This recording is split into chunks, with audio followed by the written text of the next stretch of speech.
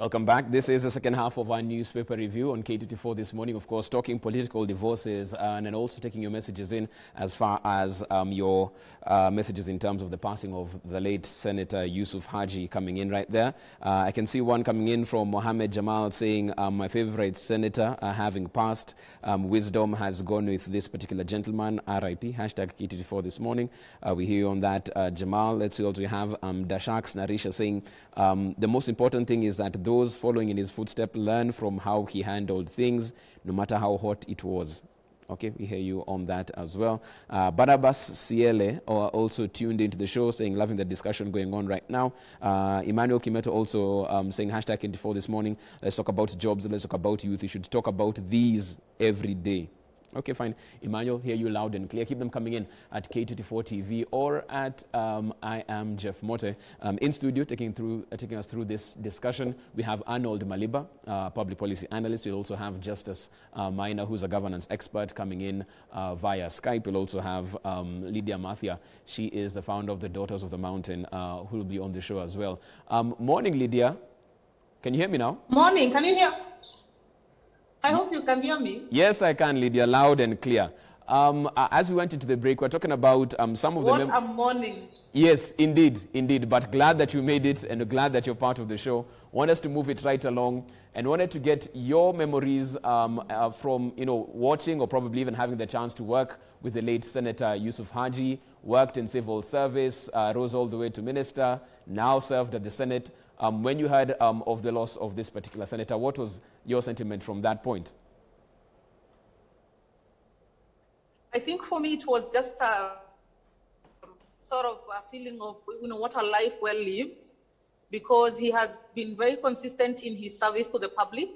We have encountered him when we were taking the presentations for the youth and also for the women at the BBI task force, and he was very, very receptive, a very calm, listening person, always keen to hear the other perspective. I think also we should be very proud of him, because I think he raised very good children. We saw one of his sons, I think that time for the Westgate, very brave, son who came out to the rescue of other Kenyans. I think there are also other, other children of his who are also dedicated to public service. So I think for me, I'd say, what a life well lived, and definitely he's an icon for the last, a few decades in terms of public service. And it's a huge loss, really, in terms of, fortitude and consistency that you'd get from a gentleman such as him. Okay. Our condolences to the entire, family of Garissa and, his friends and colleagues. Okay. I want to move the conversation forward as well, because we hadn't heard from you on that regard, and get Justice Maina in. We're talking about political divorce, Justice. And before we took the break, front page the PD, they're talking about Uhuru taking 2022 war to DP's doorstep. Justice, from where you stand, what is in the president's arsenal at this point? Some people have spoken about impeachment and that being a really hard numbers game, Justice. Do you think the president at this point has the numbers in the House and is willing to take that risk and make that move? I think the president definitely has the numbers. If he wanted to make a move against the DP in terms of impeachment, that would not be a difficult thing for him to do. He has the support of some of the Jubilee MPs. He also has the support of the ODM MPs. And so that would be an easy number to crack. I think the most important question then is, is he willing to go in that direction? And I hazard to guess that he does not want to go in that direction, because he is a man who does not like to, sort of rock the boat unnecessarily. He always likes to have a situation where there's some kind of stability and peace, so it can allow him to do his work. So if he's going to make such a move, definitely not now, not anytime soon, maybe sometime next year, but I don't see it happening anytime before this particular financial year, comes to a close, or at least before BBI and perhaps the boundaries review is completed. So politically speaking, I don't think he'll make that move, but he definitely has the numbers. Justice, I'll have you in on this one as well. If you can hear me, Justice? From where you stand, Justice, it's the same question I'm fielding to you. We are seeing a situation where the president over the weekend asked those who are not of the government agenda to resign. swift rejoinder. DP said he's not about to resign on this. He'll make sure he works with the president up until the end. He laid blame at the former PM's doorstep. But what options does the president have right now in terms of him and his number two? Where does it go from here? Well, I know it's not just an issue of the president as an individual to push through the so-called attempt at impeaching the deputy president. It is an issue of presidency. It is an issue of the characters and the individuals surrounding the president. You know, it's not just that the president is under pressure, you know, because of himself, but because of friends and people who may not want to see and imagine the possibility of William Ruto becoming the president in 2022. So ideally, the president himself is under immense pressure from some friends of his who do not see eye to eye with the deputy president, William Ruto. Secondly, I do not believe that it is easy to get the numbers and marshal the numbers and impeach the deputy president. Yes, it is easy to get a majority, but I think the difficult part is attaining the two-third majority. I mean, getting 230 MPs in the National Assembly to impeach the deputy president. Of course, ideally, the president has got a majority combination of half of Jubilee members of parliament and ODM. And remember, even within the rank and file of ODM, there are a number of MPs who are sympathetic to William Ruto. William Ruto has got a slight majority amongst the members of parliament in the August House. And therefore, I believe that it's not a walk in the park to impeach the deputy president. Whether it is politically wise to impeach the deputy president, because look, Chair, we have had the narrative of radicalization. Radicalization does happen also if the state misuses its power. Remember the Arab nation and the rise of Al-Shabaab and the others in the peninsula is as a result of the exercise of power by the Western countries, especially by the Americans. So power must be used cautiously. It must not be used always decisively, because as we want to suggest that the hustler narrative, you know, has been radicalizing the people, but also the selective application of rule of law also provides the fertile ground for the so-called radicalization of the youth in this country through the hustler and the wheelbarrow narrative. So on both ends, I believe, you know, power should be used discreetly and cautiously, so that we do not end up radicalizing the nation in itself. I mean, you see, in 2007, Raila was given a narrative of and deceived to join Kibaki in the name of he was going to be made the prime minister. It didn't happen, and it almost radicalized the youth in the Nyanza region. So we also need to handle the issue of you know, deceptive politics, the politics of deception, because that ideally radicalizes the population. Arnold, talking about deception politics, there's been rumors of a super coalition in the making, and this people looking at, of course, Jubilee Party and probably ODM at this particular point in time. Do you think that is a likelihood, a card that can be played? Well, just before that, I'd like to say to what Maina has spoken about the numbers and everything else. I just need to say this, that the possibility of removing William Ruto is there. The president and the former prime minister can raise the numbers, but is it safe and wise to do so? Definitely no. So it is possible to do and try to even impeach William Ruto. It is possible to even remove him through other means. The only question is it safe? Is it wise? Is it necessary? Mm-hmm. But then that possibility is there. Okay. So, but then talking about alliance building and everything else, of course, politics is primarily about interests. And in the circumstances and at the hour, I think still we are going to see a number of mutations and changes around how politics, or rather how politicians relate and how different formations do relate. But the one thing I am certain is that in 2022, whatever group wins, it will not be in one particular party. We will actually have an alliance, we will have some sort of coalition. Because I think the Jubilee experiment has been a very painful one to so many people, especially for parties that were, there's the 11 parties that were dissolved and ended up in Jubilee. A number of them are actually still reeling from the pain. After 2016 to 2017, they decided to fold up their parties, and some of them have actually not been taken care of, or they feel they were not compensated sufficiently. So going forward, I've heard so many people saying that we're going to come up with the parties and then do coalition building. But sometimes in this country, coalitions change to the very end. So at the moment, of course, you can see there is Mudavadi, Kalonzo, Gideon, Wetangula in one end. Then there is William Ruto and his other people alone. They do not have what we would call a coalition. It looks like it's just one formation. So then, then there is Raila on this other side. We also still think that he could actually have some other people come and coalesce around him. So at the moment, we have got about three forces. I'm actually tempted to think that we might actually, for the first time, have a 3-horse race. Right. Unlike what has been in the past, where we normally just had a 2-horse race. This time round, it looks like we're going to have a 3-horse race, and that means that, again, we will have a rerun. Okay. Yeah. Lydia, I want to have you in on this one as well, even as you speak about this particular issue as of now. Do you have Lydia on the line?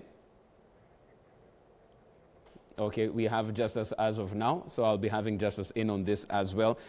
Justice, from where we stand right now, because we're also going to a session today where we'll be having the burial of the late Simon Nyachai as well. Both DP and the President ought to be in attendance of this particular funeral. What's your assessment? What do you think, what do you predict the body language between these two to be? Because you've seen how they've addressed, their crowds up until this particular point. How do you think this interaction will be today? Well, generally, I think we must all accept that the political marriage between the president and his deputy has, breaking down beyond repair. I mean, that is a fact of life. Secondly, it's going to be one that is rigid. I expect the president to lecture the deputy president and his allies. I expect the president to use the podium to advance the agenda and the narrative of the PPI. I expect the deputy president to be reconciliatory in terms of in the manner in which he is going to articulate his issues. I'm sure he's going to be fairly respectful to the president. I expect a lot of president's allies to really be on the neck of the deputy president. I expect a lot of lecturing. I expect some, kind of heckling. I expect some humiliation. I mean, this is going to look like a political rally, Chef. I mean, you don't get rewards for guessing. The fact is, it's going to be more like a political rally, and therefore, the president is going to be tough. And remember, the deputy president has been responding to every, utterances made towards his direction by the president, which in my opinion may not be the wise thing to do. I wish if I was one of the deputy president's advisors, I would wish he does not need to respond to, every, comment negative directed to him by the president. It would be wise for him to just keep cool and ignore. I mean, by ignoring what the president wants, suggestive comments like, we will not leave this country to Mwizi. If you don't think you are comfortable with this government, you can leave. I do not believe it is wise for the deputy president sometimes to affirm that those negative comments are directed to him by, responding. So I wish, ultimately, I know this is going to be a very rigid encounter, and I believe, and I only hope that this is going to be more, paying the last tributes to, Simon Nyachai, more and less of rhetorical politics, because I believe this lack of manners where we have now turned funerals into political rallies. I don't think it is the right message. I don't think it is the right forum, and I believe the president must lead today. If I was one of the president's advisors, I would advise the president to stick to paying tribute to the late Simon Nyachai. I know that is a difficult thing to do, but I would believe that if the president was to lead the way, I believe we can, slow down on turning funerals into political rallies. Arnold, we saw during the late Nyachai's Requiem Mass, we had a very a political class that exercised a lot of restraint in terms of what they spoke about. No political talk right there. It was all about the life and times of the late Simeon Nyachai. But now we're going to a space where we have different players on the scene. What do you expect today during the funeral? Do you think it takes and veers into matters politics, or do we see another repeat of what we saw during the Requiem Mass? But today looks quite, it's not only just sad that we are losing pioneer public administration officers, because you remember both Nyachai and Haji were in the public administration, all of them raising to, at different times, becoming PCs or provincial administration officers. And these two men, in their own ways, have helped actually shape the country, because you know that public administration, the guys within the provincial, what we used to call the provincial administration, were largely the people who helped in the administration of state at different times. And just before we forget, by the way, you realize that Haji was the Minister for Defense between 2008 and 2013. And during that particular time, Kenya went to war for the first time. And how KDF performed in Somalia against Al-Shabaab in those particular initial years, and even the courage to go out and do this, was largely shaped by the leadership at that particular time. So lest we forget, this elder of a man and the statesman also helped us when there was necessity for us to go to war, and led our army so effectively at that particular time, before we rehatted from going in as KDF and then working under AMISOM. What is likely to happen today, of course, like Maina has said, is that if the trend is anything to go by, and unless something different happens all of a sudden, is that we are going to see ramped up politics today. We are going to see a number of, or rather just heightened drama. Already guys are talking about members of parliament who are missing from that particular region, a few bloggers who are missing and such. But I expect that the president will actually want to be the leader and demonstrate the leadership, and that means that probably he will have to lecture the deputy president, and the deputy president, if the BBI event is anything, and what we have seen in other fora is anything, is that then the deputy president is likely to go up. What the two of them are actually doing, and what I also think is not very wise, is that they are no longer just William Ruto and Uhuru Kenyatta. They are leaders of a nation. We voted for them. They have got serious supporters. And when they start answering each other, supporters in a way get polarized. And that is why you realize that then when people go out to do rallies, you are seeing an increase into the heckling industry. Now, all of a sudden, there are hecklers everywhere. Where the president is, you will see people trying to jeer there, where the deputy president is, continuously. And even as it looks as fun, it looks like it's small stuff, it is such things that then build up and become bigger things, because these people have got leaders, as in they have got supporters, and they are not just ordinary men. So I would actually ask, again, like Maina has said, if I were in a position where then you would advise, is that there should be restraint. Okay. We should actually just give respect to the leader who's actually gone. And it's bad manners in Africa to actually go to a funeral and then you settle scores around there to fight in people's funerals. It's actually very bad manners. It's quite un-African. I don't know where we actually all of a sudden got this idea that you can actually go to a funeral and make it your idea, when funerals, just like weddings, are very family stuff. That's why even in a church, when you're doing a wedding, the family should actually take lead. Even the church normally would have to advise you that family decides how everything goes. Okay. The same should be done for burials.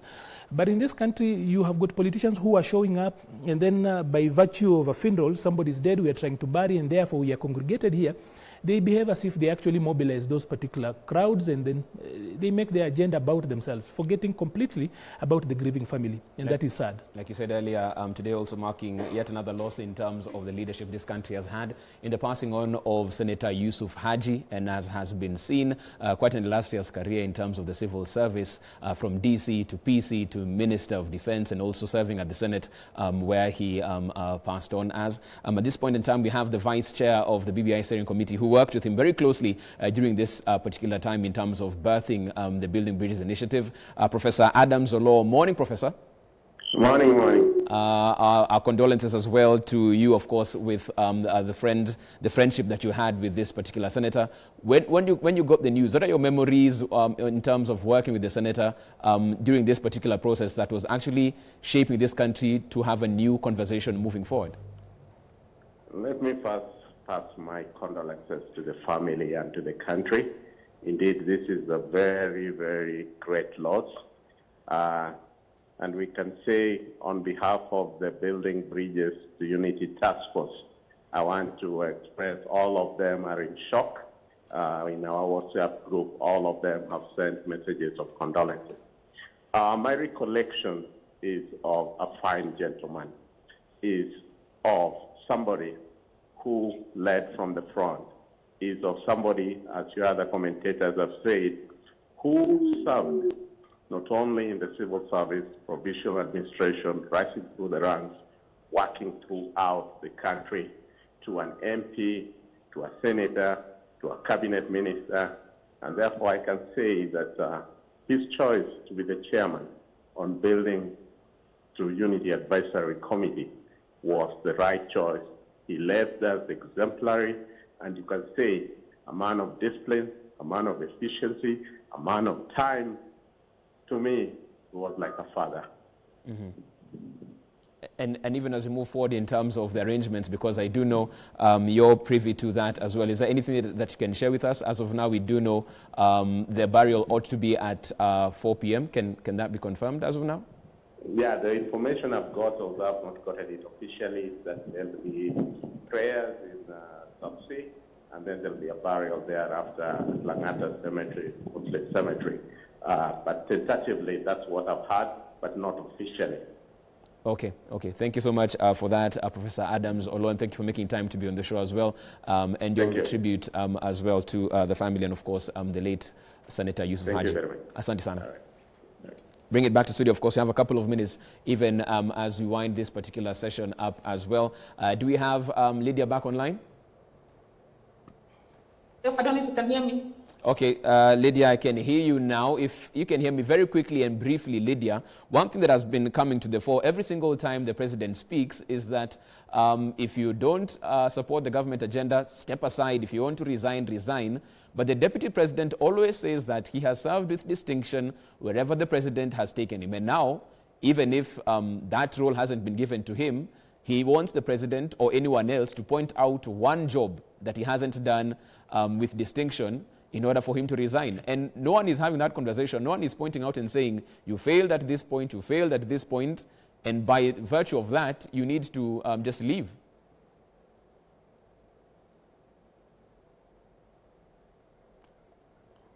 Okay, I think a bit of a connectivity issue there with Lydia once again, quite a Monday morning. Arnold, I'll come to you on that because the deputy president always says that he served with distinction wherever he's gone.